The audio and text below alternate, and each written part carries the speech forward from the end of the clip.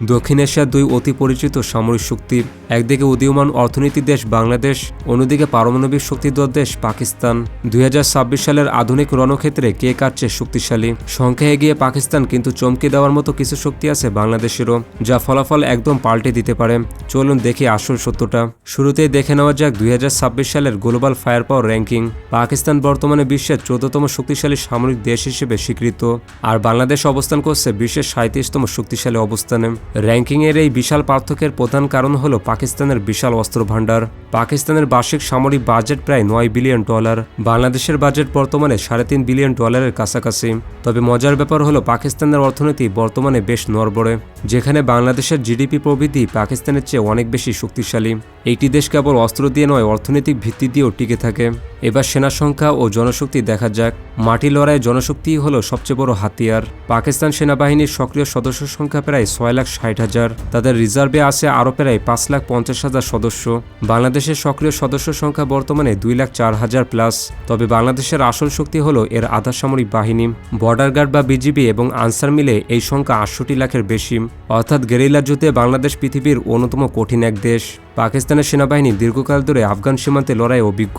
অন্যদিকে বাংলাদেশের শান্তিরক্ষা মিশনে কাজ করার বিশ্বজোড়া খ্যাতি আছে। চলুন এবার নজর দেওয়া যাক মাটির দানব অর্থাৎ ট্যাঙ্ক বহরের উপর। পাকিস্তানের কাছে মোট 2,677টি মেইন ব্যাটেল ট্যাঙ্ক রয়েছে। তাদের হাতে আছে অত্যাধুনিক আল খালিদ এবং VT-4 ট্যাঙ্ক। বাংলাদেশের কাছে ট্যাঙ্কের সংখ্যা প্রায় 320 থেকে 350টি। বাংলাদেশের মূল শক্তি হল MBT-2000 এবং নতুন VT-5। সাজোয়াজানের দিক থেকে পাকিস্তান অনেক বড় এক শক্তি। তাদের কাছে আছে প্রায় 59,000-এর বেশি আর্মার্ড ভেহিকল। বাংলাদেশের কাছে এই সংখ্যা বর্তমানে প্রায় 11,600টির মতো। এবার দেখে আর্টিলারি ও রকেট শক্তিতে। গোলন্দাজ বাহিনী বা আর্টিলারিতে পাকিস্তান অনেক শক্তিশালী। তাদের আছে 3,000-এর বেশি বিভিন্ন ধরনের কামান। বাংলাদেশের কাছে কামানের সংখ্যা প্রায় 500 থেকে 600টি।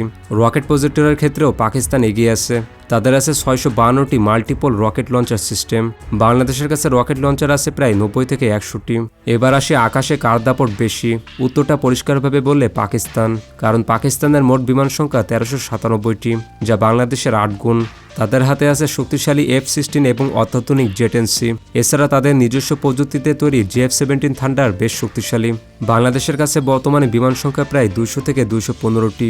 বাংলাদেশের প্রধান এয়ার সুপিরিয়রিটি ফাইটার হলো রাশিয়ার MiG-29। তবে আকাশ প্রতিরক্ষা বা ইন্টারসেপ্টর বিমানে পাকিস্তান অনেক এগিয়ে। বাংলাদেশের জন্য এখন নতুন প্রজন্মের যুদ্ধ বিমান কেনা ছাড়া আর কোনো উপায় নেই। এবার দেখি ড্রোন, আকাশ প্রতিরক্ষা ও মিসাইলের দিকে। বর্তমান যুগ হলো ড্রোনের মাধ্যমে যুদ্ধের যুগ। পাকিস্তান তুরস্কের তৈরি বায়রাক্তার ড্রোন ব্যবহার করে। এছাড়া তাদের হাতে আছে চীনের তৈরি উইংলুং ড্রোন। বাংলাদেশে তুরস্কের বায়রাক্তার এবং ইতালির সেলেস ফ্যালকো ড্রোন ব্যবহার করে। আকাশ প্রতিরক্ষায় পাকিস্তানের আছে HQ-9 সিস্টেম, যা অনেক দূর থেকে শত্রু বিমান ধ্বংস করতে পারে। আর বাংলাদেশের আছে মোটামুটি আধুনিক FM-90 আকাশ প্রতিরক্ষা। এই তুলনার সবচেয়ে বড় পার্থক্য হলো মিসাইল শক্তি। পাকিস্তান বিশ্বের অন্যতম সেরা মিসাইল প্রযুক্তির অধিকারী। তাদের আছে শাহিন-3 গৌরী এবং বাবর নামের দূরপাল্লার মিসাইল। শাহিন-3 মিসাইল 2750 কিলোমিটার দূর পর্যন্ত আঘাত আনতে পারে। আর সবচেয়ে বড় সত্য হলো পাকিস্তান একটি পারমাণবিক দেশ। তাদের কাছে প্রায় 170টি পারমাণবিক বোমা রয়েছে। অন্যদিকে বাংলাদেশ শান্তিপ্রিয় দেশ হিসেবে কোনো পারমাণবিক অস্ত্র রাখেনি। বাংলাদেশের মিসাইল শক্তি মূলত ছোট ও মাঝারি পাল্লার মধ্যে সীমাবদ্ধ। এবার আসা যাক সমুদ্রের লড়াই। বাংলাদেশের নৌবাহিনীতে 121টিরও বেশি যুদ্ধজাহাজ আছে, যার মধ্যে আছে অত্যাধুনিক করভেট এবং শক্তিশালী ফ্রিগেট। অপরদিকে পাকিস্তানের নৌবাহিনীতে জাহাজ সংখ্যা প্রায় 120টি, কিন্তু পাকিস্তানের হাতে আছে 8টি শক্তিশালী সাবমেরিন, যা ভারত মহাসাগর এবং আরব সাগরে তাদের আধিপত্য বজায় রাখে। নৌবাহিনীর প্রযুক্তিতে পাকিস্তান বাংলাদেশের চেয়ে অনেক বেশি অভিজ্ঞ। এবার দুই দেশের মধ্যে যুদ্ধের ইতিহাস সম্পর্কে জানব। এই দুই দেশের সামরিক সম্পর্কের ইতিহাস বেশ রক্তক্ষয়ী। 1971 সালের মহান মুক্তিযুদ্ধের মাধ্যমে বাংলাদেশের অভ্যুদয় ঘটে। সেই যুদ্ধে পাকিস্তানের পরাজয় দুই দেশের সামরিক চিন্তা বদলে দেয়। এরপর দীর্ঘ সময় দুই দেশের মধ্যে এক ধরনের শীতল সম্পর্ক ছিল। বর্তমানে চীন দুই দেশেরই প্রধান সামরিক সরঞ্জাম সরবরাহকারী। তবে পাকিস্তান চীনের ওপর যতটা নির্ভরশীল, বাংলাদেশ ততটা নয়। বাংলাদেশ এখন তুরস্ক, ফ্রান্স এবং রাশিয়া থেকে অস্ত্র কিনছে। ইতিহাস যেমনই হোক, বর্তমানে দুই দেশই আঞ্চলিক শান্তিতে বিশ্বাসী। তবে শক্তির লড়াই কেউ কাউকে এক চুলো ছাড় দিতে রাজি নয়।